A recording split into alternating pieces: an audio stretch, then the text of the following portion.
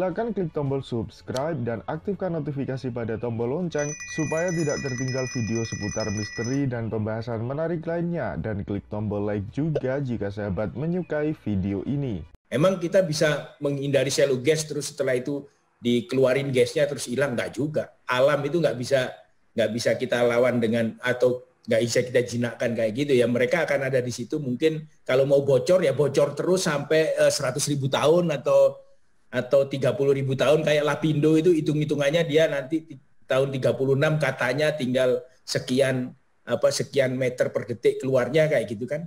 Ini juga sama. Kalau shallow gas itu alam yang ngasih situ, Tuhan yang ngasih situ. Kalau kita mau solusi rekayasa, pertama, apakah kita mau tinggal di situ atau tidak? Kalau enggak, ya sudahlah, biarin kayak gitu. Terus kita deliniasi sebagai daerah bahaya. Kalau kita terpaksa harus bangun di situ, ya perlu rekayasa, gitu Pak Fajar. Tapi ya ngapain gitu ngoyo-ngoyo bangun di daerah-daerah yang berbahaya kayak gitu. Nah ini secara umum sebenarnya buat IKN juga flag atau bendera peringatan seperti inilah yang saya pengen teriakkan terus dari Desember kemarin itu, supaya pemerintah nggak hanya mengekspos bagusnya saja, karena video pemenang desainnya itu bagus sekali yang saya lihat, aduh jangan sampai ini salah kedaden gitu loh. Saya sebagai orang yang tahu daerah situ makanya punya kewajiban moral untuk ngasih tahu ini keadaan sebenarnya kayak gini. Kalau kalian mau bikin sebagus itu ya alam itu nggak bisa sepenuhnya direkayasa gitu. Jadi jawaban saya, solusi teknis apa? Saya bukan ahli solusi teknis untuk gas-gas dangkal itu mau diapakan gitu ya. Biarin alam seperti itu, terus jangan dideketi aja udah. Itu penting untuk diperhatikan. Jadi pocket gas ini real gas yang nggak main-main, bukan biogenik, jadi dari dalam gitu. Yang pada umumnya berasosiasi gas dangkal itu dengan patahan-patahan sebenarnya. Jadi selama masih ada patahan itu ya jangan deketi patahan-patahan yang keluar gas dangkal maupun keluar minyak-minyak dari situ.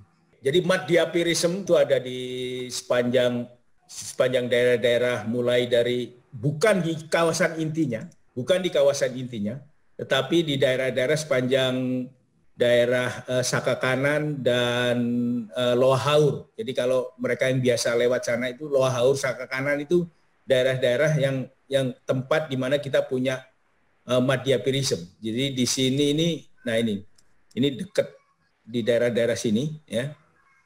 Ini di sepanjang patahan ini itu ada Madhyapirism.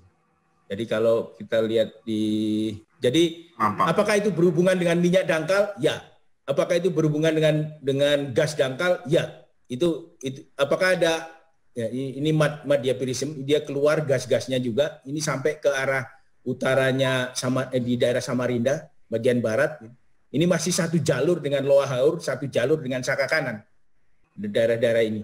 Jadi itu semua karena ada patahan naik ke atas, kemudian juga ada bentukan Madhyapir di bawah yang terus-menerus mengeluarkan gas dan lumpur ini.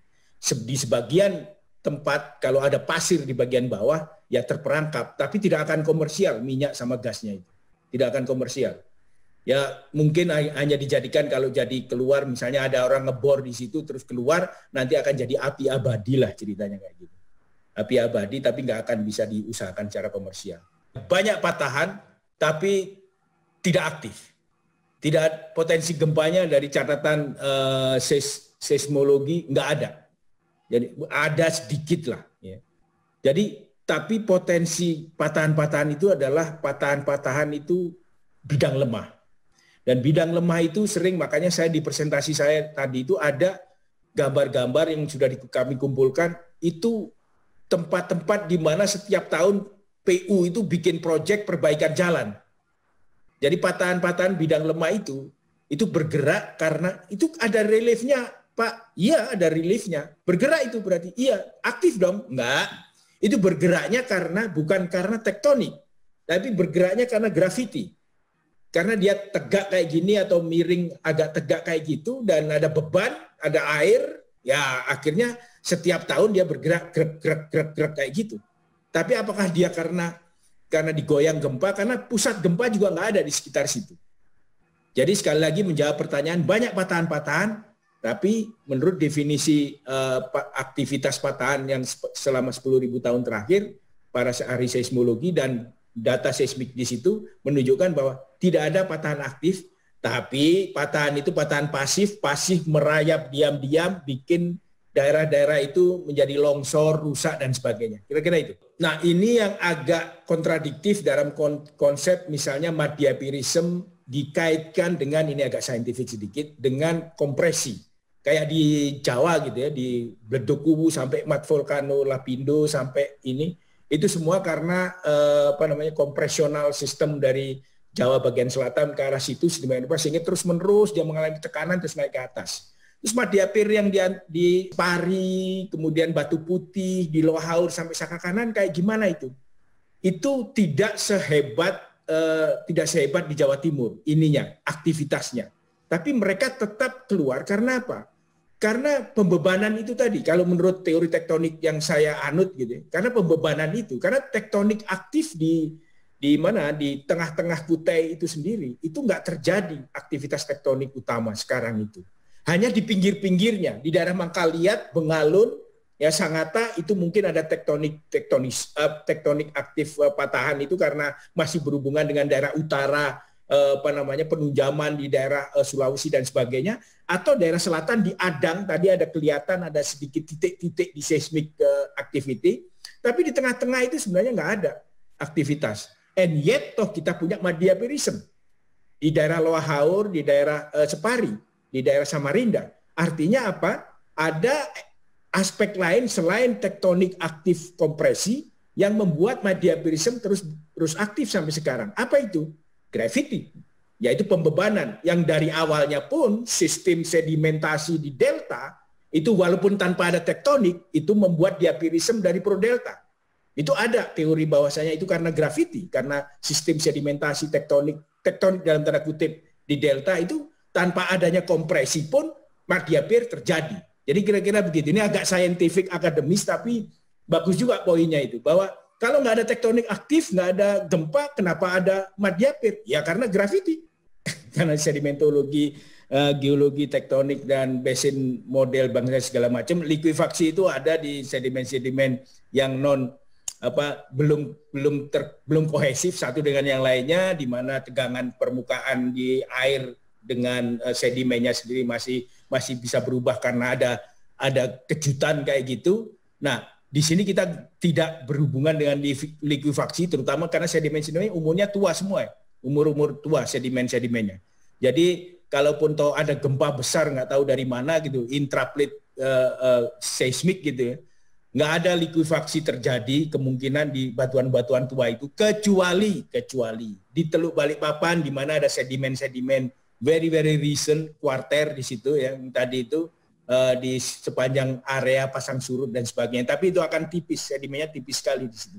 Jadi likuifaksi, is there any potensi di situ? Menurut pemahaman saya sedimentologi, geologi, stratigrafi daerah situ, very less likely, sangat jarang kemungkinan ada likuifaksi. Kira-kira itu. Lempung sejauh yang saya, kebanyakan lempung-lempung laut dalam di sana itu swelling, kebanyakan. Tapi saya tidak pernah meneliti secara detail berbagai jenis lempung di situ. Tapi khusus untuk di sumur-sumur yang saya bor di sana, sumur kedalaman, itu umumnya adalah swelling. Apakah ada lempung-lempung yang cukup aman gitu ya, kayak kaolin itu nggak swelling. Tapi montmorillonite swelling gitu. Apakah banyak kaolin terutama di daerah sekitar sebelah timur IKN itu banyak endapan-endapan deltaik, semur clay-nya nggak masalah gitu. Tetapi begitu masuk di daerah IKN sendiri itu kebanyakan ya longsor-longsor dan dia memberondong jagung gitu kalau kena hujan terus panas lagi. Dan ini yang jadi masalah sebenarnya. Nah, kalau mau ya harus bikin studi khusus tentang itu gitu. Banyak yang mesti bisa distudi. Solusi teknis itu tergantung mitigasinya gitu ya.